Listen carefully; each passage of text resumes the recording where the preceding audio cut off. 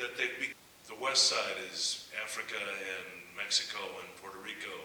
Parts of the south side are Ireland and Italy and Lithuania. It's still very much a tribal city. And we've, you know, as much as the art community, we've kind of created a little bit of a blend where all kinds of people get together, you know, no matter culturally who we are. The city itself is a working class place, and it doesn't have the kind of polarities that you find in New York and in Los Angeles between the rich and the poor.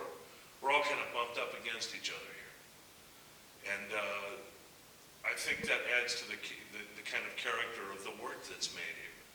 I mean, look at the names of the streets throughout the South Side. It's Commercial, Exchange, names like that. I mean, you can tell what was on their mind. This was a place about business and industry.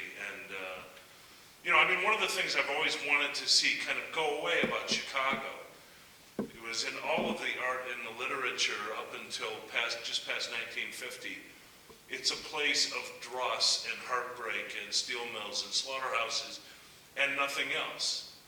You know, whereas the city that I see is full of life, like Paris, and as exotic as Bombay. Yeah, Chicago was the slaughterhouses. During the World Series, the sports commentators were saying, a lot of these people on the South Side work in the slaughterhouses. They closed when I was 12 years old. But that old Chicago never dies. That's kind of who we are. And the art and the literature that has been made here buttress those ideas, that it was a city of hard work and sweat and labor and gristle. And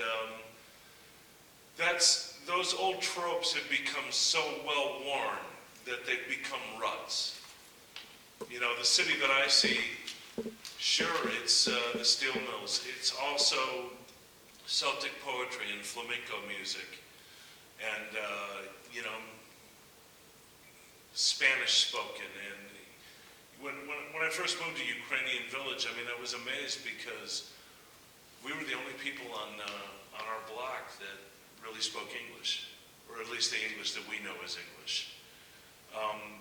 So Chicago has been resistant to changing the kind of tribal nature of itself. You know, we still, no matter who we are, kind of want to be among our own. And that's pretty much the blessing and the curse of this city. It is a city of neighborhoods. Each one has a distinct character. But with a city of neighborhoods and boundaries like that, you are also prone to the petty bigotries, the petty biases, that each neighborhood, we still culturally kind of distrust each other. There is still that in the air here. And it makes for kind of a heady mix.